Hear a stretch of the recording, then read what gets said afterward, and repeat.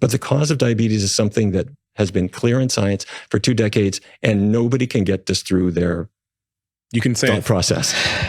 Oh, Neil. Now you're about to say it's intramyocellular lipid droplets that cause diabetes. No, Neil, it isn't. Still. No. Not at all. You can say thick skulls. I know you were pausing. I'm not only talking about the lay public, I'm talking about doctors. Mm-hmm. There are many doctors who have somehow gotten their medical degrees, never understanding the cause of type 2 diabetes. And here's what it is. No, it isn't, Neil. Before you even start, you're wrong. And please tell us all about doctoring and health and stuff. Tell us again all about how to be robust and masculine into our 6th and possibly 7th decades, and how to present appropriately as a testrogenic individual and stuff. This is a muscle cell. No, it isn't. That's your hands making some kind of facile shape. Your muscle, a muscle in your shoulder. I know what that was. That was Neil miming his morning cornflake ritual where he has to feed in his cornflakes like this. Must have been. If I take a needle in your shoulder, I stick a needle in, I pull a muscle cell out. It's this long oval. Its favorite fuel is glucose. No, that's not true. It doesn't have favorite anything. That's why marathon runners are carbo loading. That glucose. No, they're carbo loading because their coaches are telling them to carbo load based on false, fundamentally flawed understanding, or misunderstanding as it is, of the energetics of human muscular function, Neil. Gets into the cell and it powers it. But the problem is the cell membrane keeps that glucose out. That's right. There's a good reason for that, Neil. Will not let it in. That's right. There's a reason for that, Neil. Until insulin. Yes, Neil? The insulin key made in your pancreas arrives at the surface of that cell. Yes. Opens the door. Yes. If it's allowed to do so. There's a master lock on the inside of the cell, Neil, that if closed will disallow the GLUT4 from acting on that transporter, thus disallowing the import of further glucose into a cell that's already replete and needs no further. It's protecting itself from damage. It's the most important salient effect of the thing that we've been referring to as the Randall cycle, Neil. We understand it fully. Yes. In goes the glucose. Now, everything's going fine. My pancreas is making insulin. It's letting the glucose in the cell. Things are going great. You eat chicken. Yes. Your body takes that 23% fat in the skinless chicken breast and takes some of that chicken fat, sticks it inside the muscle cell. Sure. Why would it do that, Neil? Other than because it's designed to do that, because that's the ideal thing for it to do, to store that substrate for later reactions close to the site where the reactions need to occur, in storage, ready to go. It does the same thing with sugar, Neil, in the form of muscle glycogen. It has a storage of that within its... Muscle cells are very energetic. They chew through a lot of substrate. It makes perfect sense to have depots of both on hand. What's your point? Fish fat, beef fat, cheese fat. Cheese is loaded. We know what fat is, Neil. Make your point. With fat. And that fat gets inside the muscles. Yes, you've said that already. It's still correct. And we're still waiting for you to make a point. Now, doctors hate words like fat because it only has 3 letters. So we'll call it intramyocellular lipid, but it's fat inside a muscle cell. Correct. Yes. Good. Same thing happens in your liver. To some degree. So that's hepatocellular lipid. The fat is getting into your liver cells. The fat is building up in your muscle cells. It came from the food choices we thought were healthy. French fries. Your body pulls out that fat, packs it in the muscle cell. There are no carbohydrates in a French fry, Neil? Are there not? Now the insulin key comes along, attaches to the surface of the cell. The cell is now filled with fat. And sugar. If it's a muscle cell, it's got both. Already. Glycogen, intramyocellular lipid depots. Good to go. Yep. Don't need any more energy. Fully replete. Door's locked from the inside because we don't want to damage the cell by putting in, well, too much sugar because that damages cells. So let's just close that door. Not receiving right now. We're dealing with what we have here. It's just like going home, sticking your key in your front door lock that somebody jammed with chewing gum. No, it's not like that at all. It's a whole separate lockout mechanism from the inside. Key doesn't work anymore. Okay. That bit's correct. At that stage, the insulin at that time will not affect the uptake of sugar by that cell. If that individual cell is at a stage where it's locking out, then that cell will not uptake. Absolutely. We understand that fully, Neil. That's as it should be. That's the biological design. When it starts to run down its reserves, the locks will all be released so that we can again draw down because we need it. But while we don't need it, we won't be uptaking it. Good. Okay, so what do? I will say, let's take the animal products out of your diet. There's now 0 animal fat in your diet. Let's keep oils really low too. So baked potato instead of the chips. Okay, no fat in it. Great. What happens, and I can show this to you with magnetic resonance spectroscopy. Yes. Have you ever done any magnetic resonance spectroscopy work yourself, Neil, at all? Is this something you even understand what it is or how it operates? I can look inside your body. That fat starts to dissipate.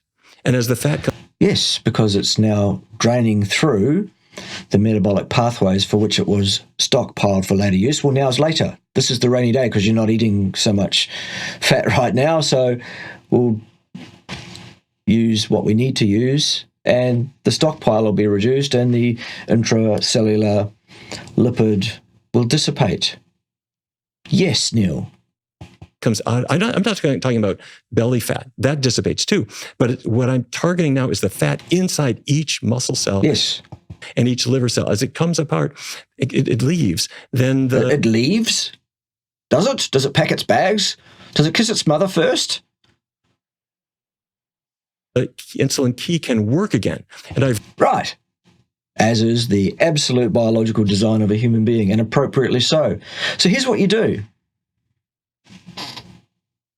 You let your body set the homeostatic level of glucose in your blood and you let it take care of that via gluconeogenesis according to the instructions imprinted in your very genome, that having survived, well, the entire history of genomes. It knows really well what it's doing. And you consume the fuel that your body is designed to get exogenously, which is the muscle meats and associated fats of mostly large ruminant animals, Neil. Still. I've reversed your insulin resistance and I'm reversing your diabetes. And that's why now... No. You reverse diabetes by reversing the blood sugar issue, because that's what diabetes is. You just said that before yourself, Neil, correctly. And now you're bringing in insulin resistance, which is a construct, when all you're actually referring to is the perfectly functional, correct working of the Randall cycle to do exactly what it's designed to do by your genetic system, i.e. protect your cells from damage from overglycation inside those cells. The sacrificial lambs being the red blood cells and the epithelial cells of the vascular tree, which can both be replaced on a much more rapid turnaround. Cool. However, you still biologically are not supposed to be doing that to yourself every single day of your life, multiple times a day. That's what's destroying your health. Those of you that have health problems, that are eating a diet rich in carbohydrate, especially one that also contains any significant amount of fat as well, that's what's destroying your health. I say that unequivocally because I believe it's absolutely so. Anyway, Neil, tell us more about how we should do nothing but eat plants and how that supports robust health and masculinity and stuff. Off you go. The blood sugar can get through that membrane very easily. That's why this man's diabetes went away. That's right. That's absolutely right, because you alleviated the Randall cycle issue. So? We didn't give him a new insulin prescription. We got the fat out of his muscle cells, got the fat out of his liver cells, and suddenly his body said, I'll take it from here. Because now it needs more energy and you're supplying that in the form of carbohydrates, so the body will take that up and say, okay, fine, that's what you're supplying, that's what I'll take up and oxidize. Because I now need it, because my stores are now depleted. Yes, Neil, we get it. So let's talk about the supplementation point then. People that are vegan, my partner was vegan for some time. She had a lot of sort of health complications with it. So I've got a little bit of a... She did it wrong. She never really was a vegan. Sort of clouded opinion around that. And again, when I talk about my partner, she was vegan for 2 years. I tried for 2 weeks. I struggled. Long story. But she was vegan. Not really. That's a pretty short story, clearly. For 2 years. In her words, and she shared this publicly, she gained weight. She had issues with her menstrual cycle. I wonder why. Do you know estrogen is based on cholesterol? Testosterone is as well, Neil. I'm quite sure you don't know that. And lots of other consequences. And she now points to the 2 years being vegan for both those outcomes. She had to supplement B12 throughout that process as well because a vegan has to, absolutely. She wasn't getting it naturally in her vegan diet in Bali. So what do you say to the point of supplementation that we were talking about a second ago? Vitamin B12 is the only thing that you do need to supplement. And people following a plant-based diet. Not really, Neil. No. Even some of your vegan colleagues with fairly decent qualifications, it seems, Neil, disagree with you publicly on that. Definitely should be supplementing vitamin B12.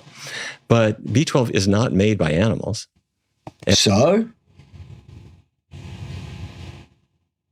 what? Where do you find B12? You find it in animal-based foods. You don't find B12 in plant-based non-foods. So where it came from is irrelevant. So what, Neil? And it's not made by plants. B12 is made by bacteria.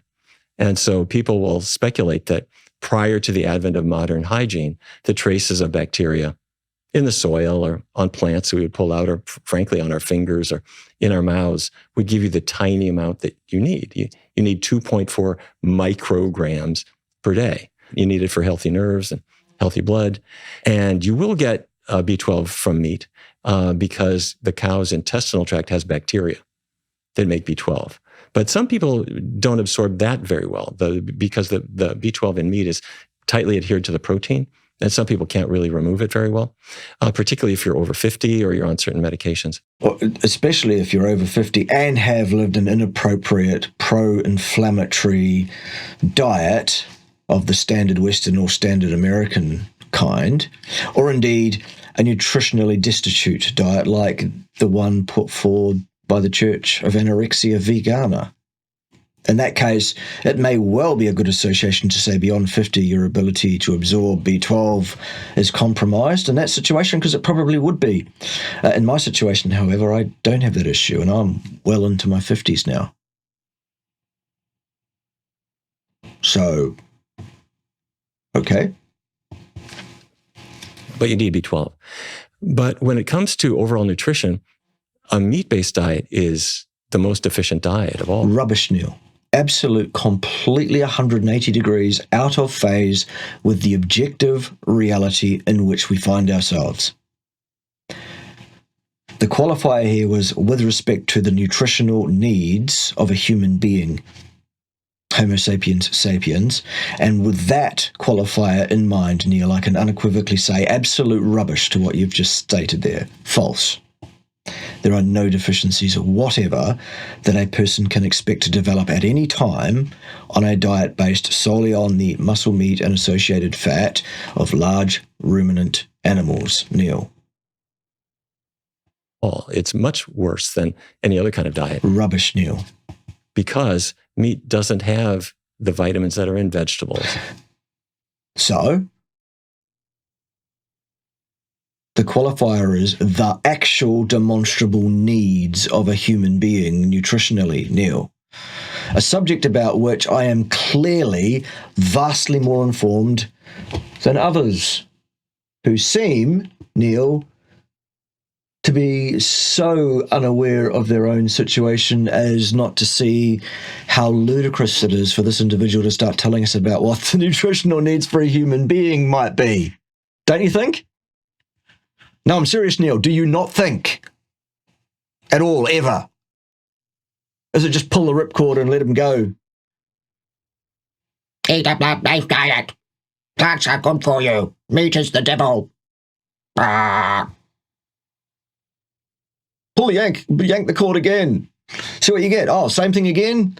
Really? What a shock. And in fruits, there's not a gram of vitamin C. So, per what, by the way, Neil? Because if you eat enough meat, you will in fact get a gram of vitamin C. Eat even more meat than that, and you'll get even more than that. But who's to say how much you need, and on what basis, Neil? This is clearly something you also don't understand. There is zero fiber. There's no complex. We don't need any fiber whatsoever. Carbohydrate. We don't need any carbohydrates, complex or otherwise, Neil. At all. Now, That's right, and we don't need those at all. Cat can be a meat eater because cats make their own vitamin C. So? Have you noticed, Neil, that we're not cats? We've evolved down a different pathway. We have a different niche. I don't need it, but we are not cats. That's right, we are not cats, Neil. So what's your point? We're not carnivores at all. Yes, we are carnivores. Because are you now suggesting that the only carnivore in existence is a cat, and if you're not a cat, you're not a carnivore? That's almost as clever as we can't be carnivores because we don't have sharp, pointy teeth. Whether we like it or not, we're great apes. So yes, absolutely. We're part of the great ape family, yes. Our cousins are chimpanzees. Yes. And gorillas. Yes. And bonobos. Yes. And orangutans. Yes. And they are... Gingers, though. Ginger cunts. Never eating dairy at all. That's right. So what, though? There's a whole bunch of other differences that are specific to each one of the species that you've just named. They all have specific behaviours that none of the other great apes have. So your point is completely flaccid, vacuous. It's not a point, Neil. It's just rubbish. What's next? They are mostly or exclusively herbivores. Well, not true, Neil. In fact, not true at all. And even if it was true, so what? We are none of those species. We are Homo sapiens sapiens. Our evolutionary immediate past of the last 4.5 million years or so is meat and animal fat, almost exclusively, Neil. Still. So that's our natural diet. No, it's not. That's their natural diet. Ours is what it is, which is, as I've just described. How do I know? Stable isotope testing, Neil. Look it up. It's unequivocal. Slam dunk. We're done. Our great ape ancestors, do they, any of them eat meat? Some do, not all. Okay. Yeah. And going back to your point about vitamin B12, you're saying, just so I'm clear, that we historically would have got that from our less sanitary environment by, our ancestors. Yes, that's what he said. Up leaves and eating some of the salt. Partially, but also most of our vitamin B12 was delivered to us in the meat that we absolutely have been eating for 4.5 million years. Quite a while. In the process and those kinds of things. Is that what you're saying? Well, that's one possibility. And the other possibility is, frankly, that we could absorb our own B12. Your digestive tract makes B12, but the question is, how absorbable really is it? And most people believe, and I think it's quite possible, that it's produced too low down by the gut microbiome. Yeah, because basically that's not our design. We have a vestigial capacity to process a very, very small amount of fiber per day, very small, into short-chain fatty acids. Very, very vestigial ability. We have no operational cecum. We are absolutely not herbivores. We are designed by 4.5 million years of meat eating to eat meat. Where do we get our B12 from, Neil? Meat. Okay? to really be efficiently absorbed. So either way, Or you could eat your own shit, like a rabbit. my suggestion is I wouldn't worry about it. You just take B12. It's in every multiple vitamin you ever took. And In what form, though, Neil? it's at the store, and you would just take it. And that way, there's no worry. The health experts, the nutritionalists that I speak to on this podcast, I would say agree with what you're saying by about 90%. They, thinking through what they've told me in private and on the show, they say you want a predominantly plants on the plate. Yeah, but that's wrong. That's the last thing you want as a human being, because that is 180 degrees out of phase with your anthropological gift, your genetic gift, the design of your organ systems and biological pathways. They all tell us what a human being should eat. It is in line with what we observe people did eat via the chemical anthropology. Slam dunk. We are not herbivores. Fruit and veg and all that stuff. And then it's okay to have a little bit of animal proteins as well on there. So like a little bit of chicken breast, for example, is okay. That's absolute rubbish. There is nothing to recommend that position statement. It's false, completely false. And that as a balancing act gives you what we sort of a nutritionally complete diet. It doesn't, no. Where's your red meat intake? Because you need some of that. It contains heme iron, which you need, among other things. What's your thoughts on that? Great idea. It doesn't work. Neil, tell us all about what works nutritionally. Go on, son. A little bit like the person who comes in to see me in the clinic. And if you're standing side on, Neil, can they still see you in the clinic? they've got a chronic cough. Or is it, Neil, I hear your voice, because no one could mistake that. Where are you, Neil?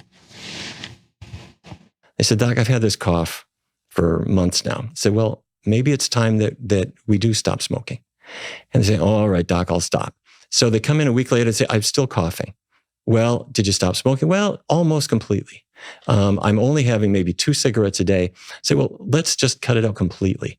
And things get dramatically better. So what is an adage about cigarette smoking and coughing have to do with nutrition in any way, Neil? Analogy. When a person comes in, they've got a high cholesterol level or they got weight. So what? They can't lose. And they're sort of 90% vegan. That last 10%, it really makes such a huge difference. The same is true on the carnivore side, Neil. A small transgression nets a net penalty, which is vastly out of any reasonable value for the level of transgression. Yes. And it's because of the Randall cycle, Neil, still. Makes a difference in a couple of ways. And by the way, I'm not encouraging people to take this on faith. If you just try it, you'll discover that when a person... Yes, do, people. Absolutely try a vegan diet so that you can be one of 84% of people who have quit before 5 years, who 90% of whom talk about catastrophic health failure born of nutrient deficiency as the reason for it. Can I help you? Yes, I just need a box. Absolutely. Get a box. Have a box. Have as many boxes as you like.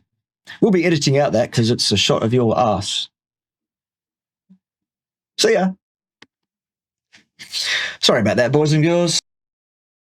Person really gets the animal products out of their life. First of all, the physical benefits are dramatically better. In the short term, because of the alleviation of the Randall cycle issue that person was suffering due to their standard American or Western diet. Hitherto, yes. A person who follows a plant-based diet, on average, is 35 pounds leaner than the typical meat-eating American. Meat eating, you mean the standard Western or American diet, the mixed macro diet that absolutely will have that effect? Yes. Or put it the other way, your average meat-eating American is 35 pounds heavier than the typical, not very careful vegan. Sure. But so what?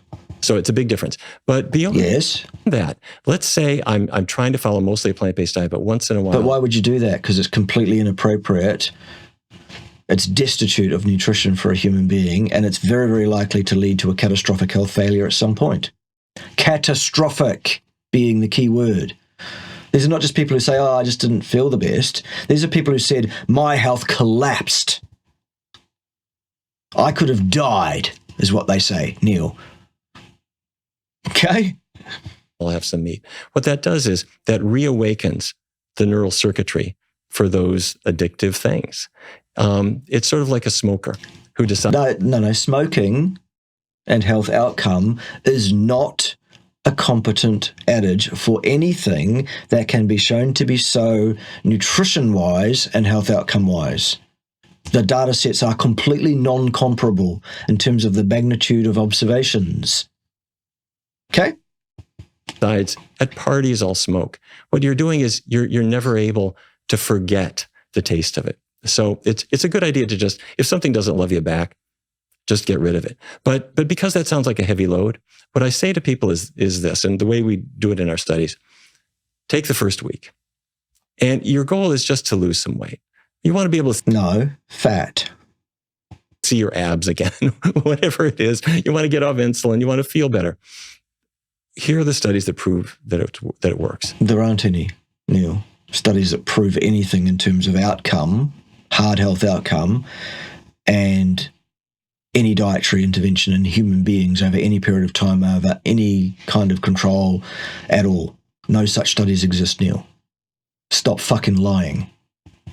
And then we sit down with the patient and his reluctant spouse, and they'll kind of map out what they're going to have for breakfast and for lunch and for dinner.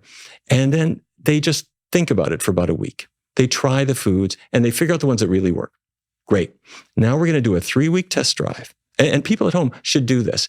21 days. You can do anything for 21 days. But the last thing you should do for any number of days is eat nothing but plants, because that's wrong. And you've already made your list of the foods that you like. At the end of 21 days, number one, physically you are a different person. You're losing Literally, yes, you will be. that weight without calorie counting, without ramping up your exercise. Yes, that's what will happen, as we know, Neil, because of the Randall cycle issue, yes. People are noticing the difference in you. Yeah, but let's talk about how they report back within 5 years, shall we, Neil? How many times do we need to mention this one? 5 years is medium term. That's what we should look at if we want to gauge whether the advice we're giving people could possibly be shown to be contraindicated poor advice within any reasonable period of time. You go, well, let's look in 5 years. Whoops, 84% quit rate, 90% of those say catastrophic health failure. But apart from the physical changes, your tastes are changing. You're discovering new things that you didn't have before. And better than that, you're forgetting the things that didn't love you back. One of our former guests, Giles Yeo, made a comment that veganism is a diet for the privileged. No, it's a diet for the mentally challenged, for the developmentally challenged, for the scientifically illiterate, for the theologically based imbecile. Sorry, just the facts. And he doesn't like how vegans make other people feel bad when they are just trying to support their kids. And I think there is a train of thought that says being vegan is expensive and it's difficult. And if you're a sort of time poor... And don't do it wrong, whatever you... financially poor family, how does one become more plant-based when you're just trying to think first and foremost about how to get some food in your kids' bellies? That's such an important question, because when we feed our children, we're not only nourishing them today, but we're setting in motion the foods that they will eat in the future. You're accommodating the child's tastes to the things you put on the table. So it's essential that they be healthy foods. We did a study that we just published in JAMA Network Open, the American Medical Association's online journal. And we brought in 244 individuals. Okay, that's a better sample size, likely. And half of them were asked to continue their current diet. The other half were asked to avoid animal products, keep oils low. Okay, so what's going to happen is those people in your experimental group are going to experience a reduction in Randall cycle activity. They're going to lose some inflammation. They're going to lose some weight. Everything's going to look great on your vegan diet in that study design, Neil. Did you follow them for 5 years or more? No? It's a healthy vegan diet. How long did you follow them for, Neil? And there's no such thing as a healthy vegan diet. By the way, Sunshine, that's an unacceptable propaganda line, and I will not entertain it here on my channel. And we tracked their weight, and as you can imagine, they lost weight. Yes, well, fuck me, what a shock. And we tracked their insulin sensitivity. No, you didn't. Not at all. Insulin sensitivity is a construct. What you probably tracked was their fasting glucose and their fasting insulin. They're two separate physiological response patterns. Sure, they interact with each other, but variably. So the construct of insulin resistance is a nonsense. Neil.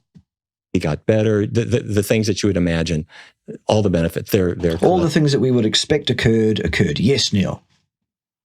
Good. Cholesterol is improved. How long did you follow these people for in your study? But we also tracked their food expenses. So? And what we found is that overall, you're spending more on vegetables, you're spending more on fruits, you're spending more on beans and grains, and you're spending nothing on meat. Yeah.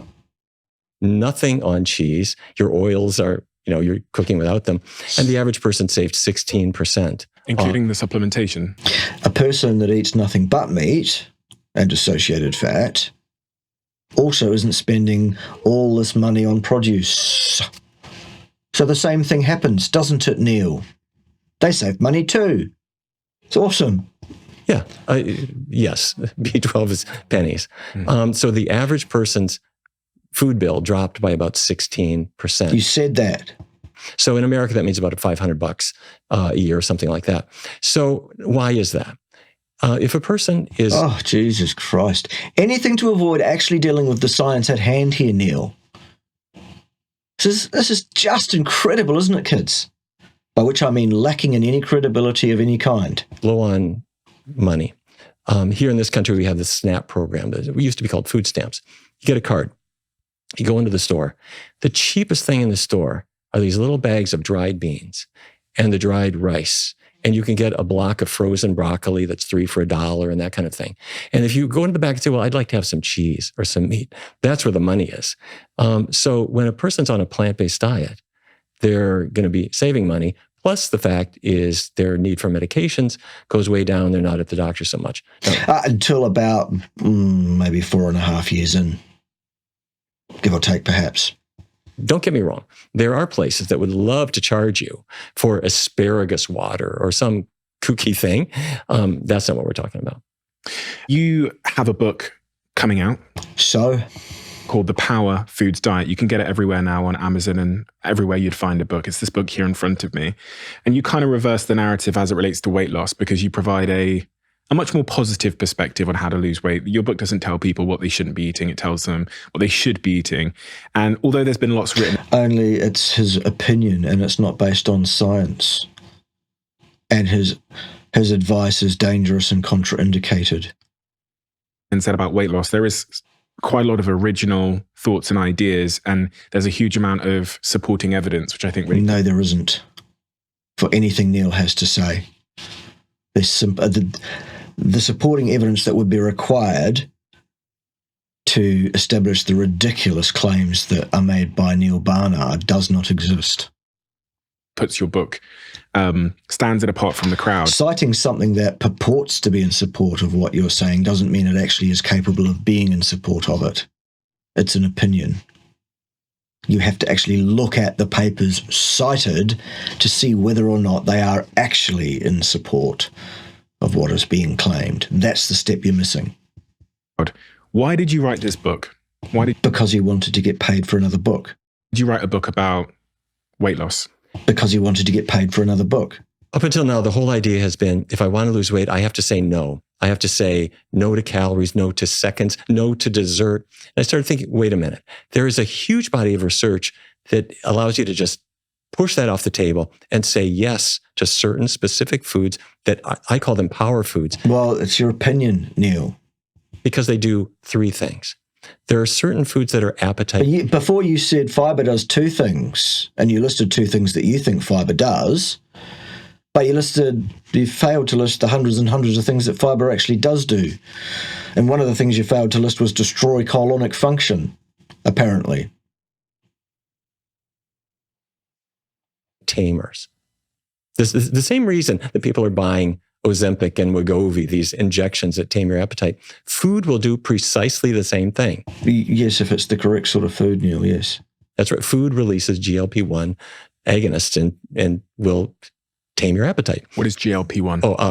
GLP-1 is a compound made in the intestinal tract. And this is the thing that Novo Nordisk is trying to simulate with its weekly injection, initially marketed as Ozempic and then marketed under the name Wegovy. In the US, it's been hugely controversial because it does cut down the appetite and people lose weight, but it costs them more than $15,000 a year. And the side effects, nausea, vomiting, diarrhea, feeling terrible. And when you stop, all that weight comes right back. So anyways. So another attempt at falsely attempting to use calories in, calories out as a sensible way to moderate a person's body composition, which has failed fundamentally because it relies entirely on calories in, calories out as the underpinning mechanisms by which it's supposed to work, which we all know will not work. The way to set your metabolism, your inflammasome, your endocrine system, your whole body functioning up to support it maintaining your genetically determined ideal body mass and composition is to feed your body the correct food, Neil. And the correct food for human beings is still the muscle, meat, and associated fat of large ruminant animals, mostly 80%. You've got 20% discretion. What's next? Big, hugely, very controversial, but what we've discovered is we brought in people, fed them different meals, and found that there are certain foods that cause GLP-1 release naturally that tames your appetite. So there are certain foods that tame your appetite. If you don't know what they are, you're trying to lose weight with one arm tied behind your back. Meat does this in terms of its effect on appetite. When you're full of meat, you get a very powerful stop eating message. The same is true when you eat enough fat. Your body says, I don't want any more of that. It tells you to stop. It doesn't do that for carbohydrate because it has no mechanism for that. That's the problem. The second thing is that certain foods trap calories in your digestive tract. No, they don't. Calories are photons which cannot be trapped. Carry them out so you don't They cannot be even brought to rest. Buffhead. absorb them.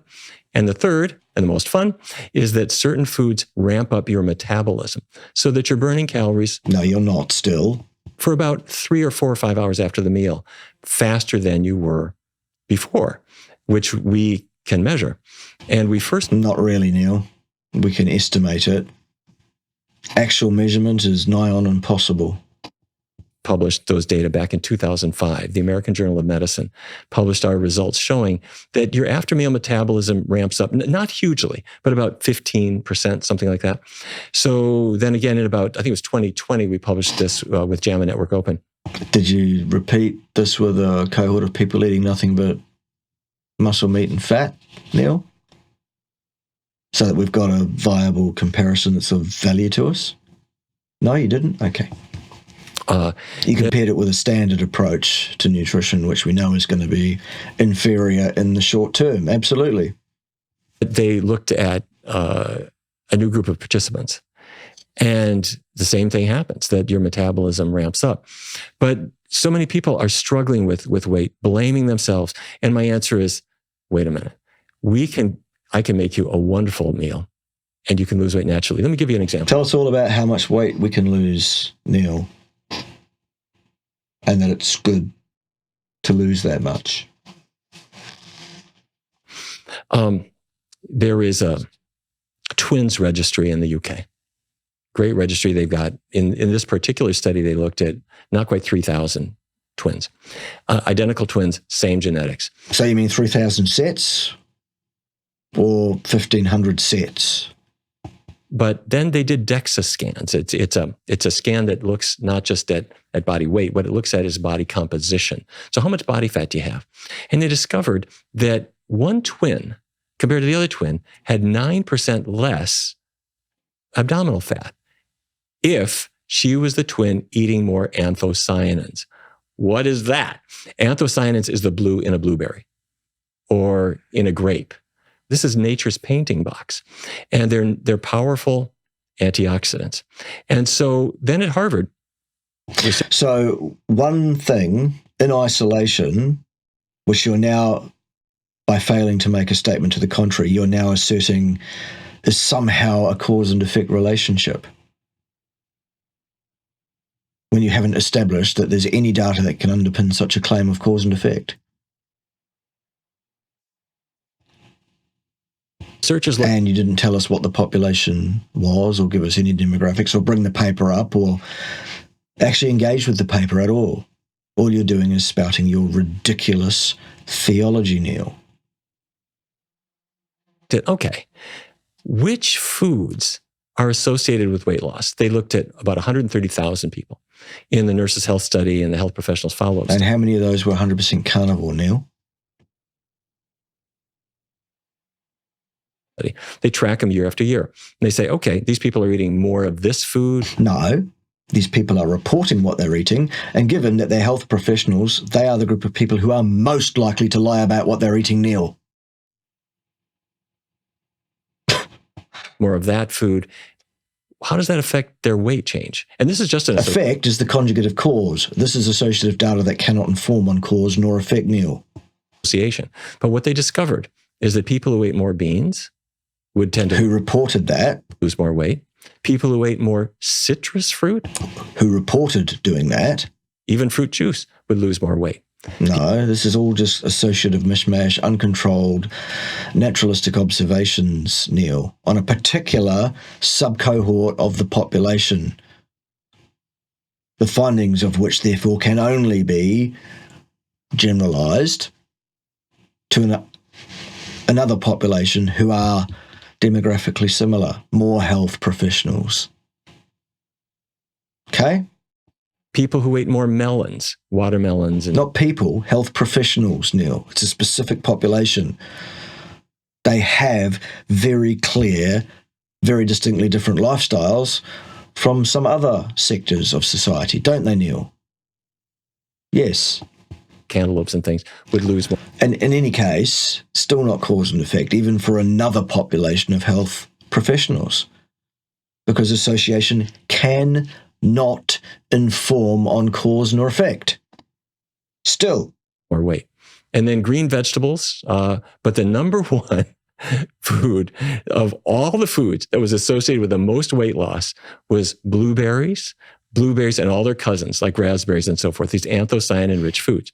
So what? Why the heck is it that people who decide to eat more of these foods and bring them into their diet, why are they losing weight? Well, there are trillions and trillions of different degrees of freedom that affect people's outcomes in life that are completely inextricable using such an associative data set collected without any control whatsoever, Neil. Sorry about that.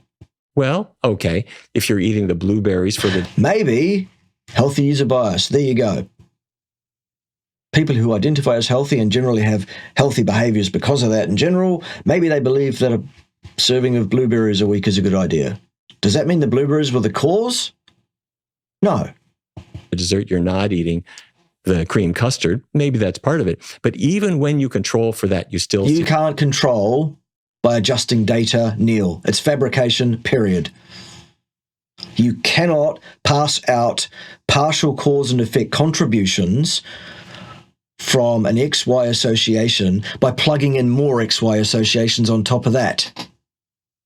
None of which are cause and effect either, Neil. Hello? Goodness gracious. See the weight loss. And we believe that the reasons are that these are always high fiber foods. Who cares what you believe, Neil? You believe eating plants is a good idea, Neil. It apparently isn't. But look, anyone who wants to absolutely emulate Neil's approach, go for it. They are always very modest in calories, and there is some... No, they had no calories still. Something about the effect of anthocyanins that may affect. Effect is the conjugate of cause. It needs cause and effect data to underpin such a claim. Neil, do you have that? No. Either our appetite or more likely our metabolism. On the point of anthocyanins, is the color of the fruit somewhat an indicator of an anthocyanin? Yes, it is, but it can be tricky. Anthocyanins is a huge painting box that nature uses for blueberries, for the red grape, that's anthocyanins. Strawberries are red, but it's a different anthocyanin. Right. And in October, when the leaves are turning, those yellows and reds and golden colors are different anthocyanins. Now, a tomato or a watermelon, that bright red is not anthocyanins. That's lycopene, and that's an antioxidant too, but that's the cousin of beta carotene. So beta carotene is the orange in a carrot, lycopene's the red in a tomato, and the anthocyanins are the purples in the grapes and in the blueberries and so forth. With blueberries, is there a positive impact on memory in the brain with blueberries as well? There are no studies that could inform on that. Very likely. I don't agree. I think we need more research, but yes, we do. We need any at all, Neil. Our team and many others have been really excited about this ever since researchers at the University of Cincinnati brought in a group of people. How many people? Describe them. And not just random people off the street. Oh, These right. are people selected. Right. So not a randomized cohort then. Because they were way up in years, average age 76, 78. Right. So therefore not applicable to anyone younger than that. Good. And they already had memory lapses. They had what we call mild cognitive impairment. Unlike what you clearly suffer from, Neil, which is raging Dunning-Kruger and vast cognitive dissonance.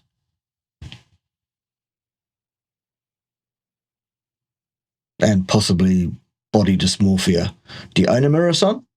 What's next? They gave them a huge infusion of anthocyanins in the form of grape juice, a pint in a day. So maybe a cup in the morning, cup at night. And over 3 months, they then tracked your ability to retain knowledge. So they did that while they had them locked in laboratories and standardized the conditions these people were living under, absolutely, so that nothing else could possibly confound this finding, did they? How long did this go on for? Which ethics committee okayed that? Shall we wait?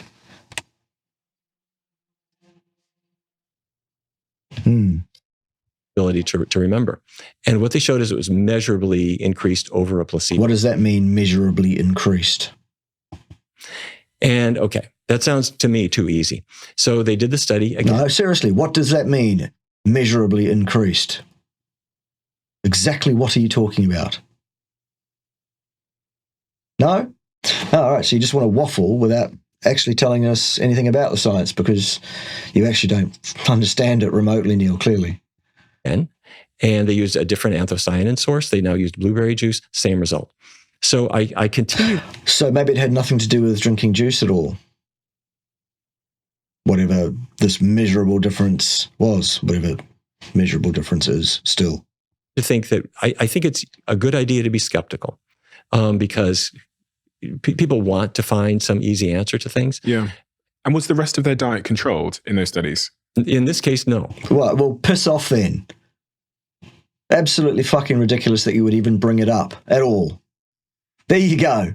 We're done with that. What's next? Okay, so it could have been anything. Right. Good.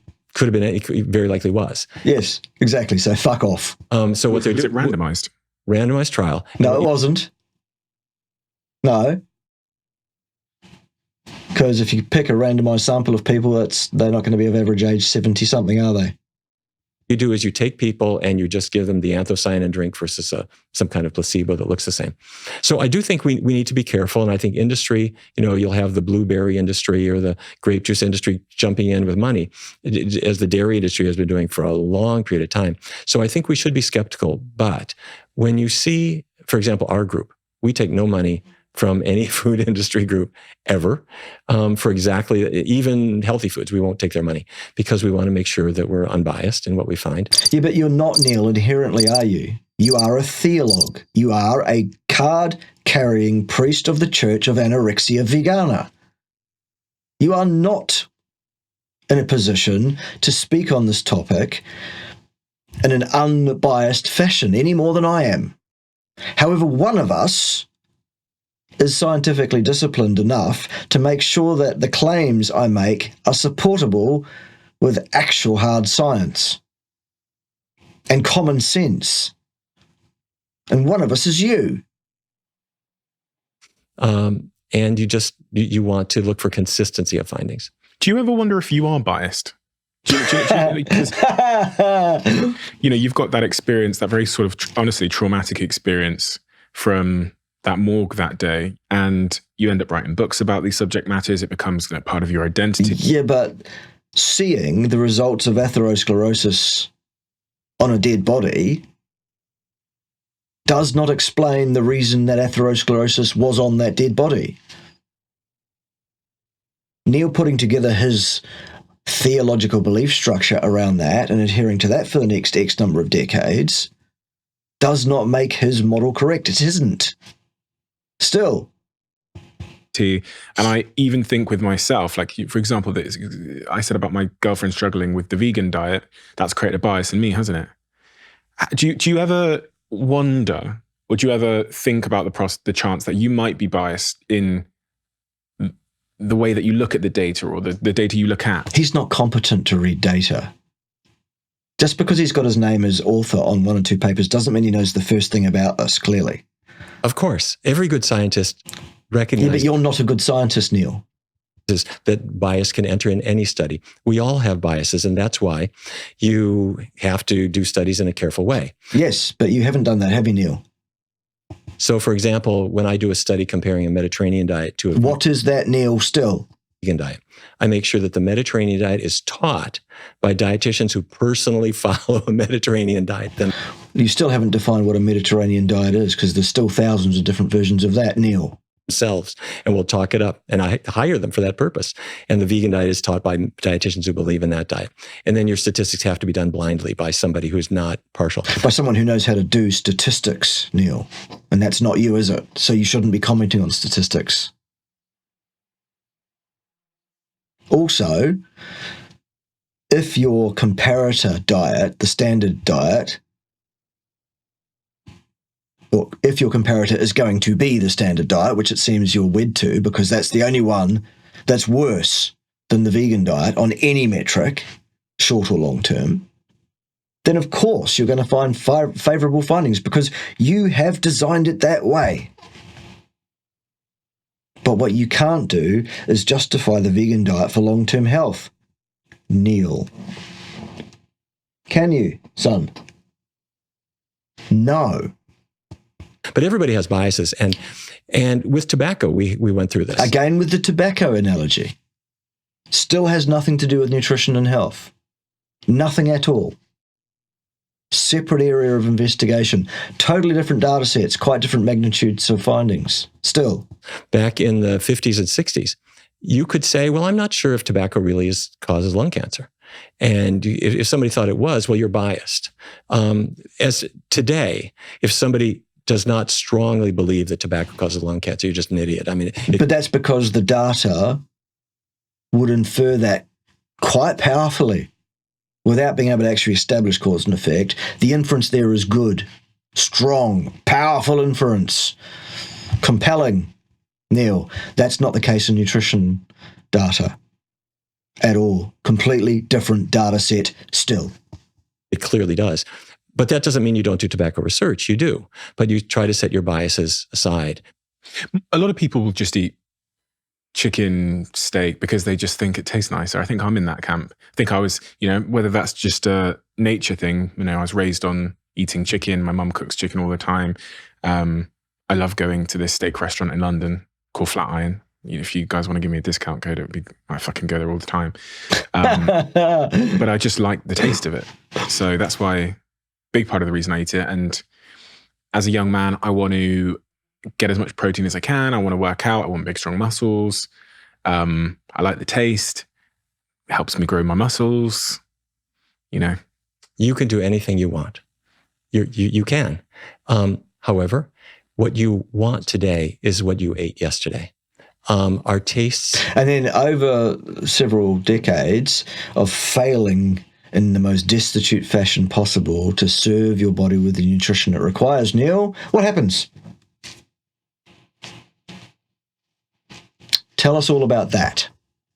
Can drift very, very readily to foods that we expose ourselves to. So if the past week I've been eating chicken and so Who's flashing at their foods? that's what we tend to come back to, and that's what we accommodate to. And that's true for caffeine. That's true for every drug of abuse. That's true for foods that we get hooked on. It's true for cheese more than anything else. People listening to this broadcast are all nodding exactly right now because they're saying, I could be vegan except for the cheese. And that's... I love cheese. Well, it doesn't love you back, unfortunately. How do you know, Neil? Cheese has... Not to divert too much, but cheese is the one food that actually contains narcotics. Yes, casomorphines. The casein protein that's in milk comes out of the cow's udder. It digests in the calf's stomach to release what are called casomorphins. They're casein-derived morphine-like compounds. And they go in the calf's blood to the calf's brain, and they attach to receptors, the very same receptor that a narcotic attaches to. So if you drink a glass of milk, the very same thing happens, is that your body takes the casein protein, pulls out the casomorphins, they go to your brain and attach there. But the reason that cheese is more addictive than milk or even ice cream is because when you make cheese, you concentrate the protein and the fat. You remove all the lactose, sugar, and all the whey, and it's just basically casein mixed with fat, and it's basically dairy crack. The big problem here, and for any guy who's thinking, do I want to stop eating dairy? Estradiol, female sex hormones. Tell us all about being androgynous and lacking in masculinity, Neil, please. Go on. If your mom has hot flashes and she's taking estradiol to calm her flashes, that female sex hormone is in cheese. It's in milk. The cow makes it. Cows naturally make estradiol, and so it's in every slice of cheese you ever ate. But it gets worse. To get cheese, you have to milk a cow, and cows normally don't make milk. They make milk only after they've been impregnated. And if you don't mind, let me just walk you through how this happens. What the hell has this got to do with the nutritional needs of a human being, Neil? Still, a small amount of cheese as part of a carnivorous diet is not a problem in my mind whatsoever, by the way. You wouldn't base your diet on cheese, absolutely. Of course you wouldn't. Because you should base your diet on 80% beef, basically. 20% discretionary other animal products. Because I think it's good for people to be aware of. On every dairy farm everywhere in the world, there's an underpaid guy who takes his left hand and puts a glove on it up to his shoulder, and he sticks his hand into the cow's rectum, up to his elbow, and he grabs the cow's uterus. You can feel the uterus through the rectal wall, and you hold it steady, and with your right hand, you take what looks like a knitting needle, and you jam it into her vagina, right through the cervix, and you inject sperm that you took from a bull. Now, she will become impregnated and she will not object because she's chained up by the neck and she can't turn around and stop you. And then you go on to the next one, the next one, the next one. So what? 9 months later, after her gestation is finished, she will have a calf, which she didn't volunteer for, but this is now her baby. No cattle in the world are naturally conceived via sexual intercourse, according to Neil. Wrong, Neil.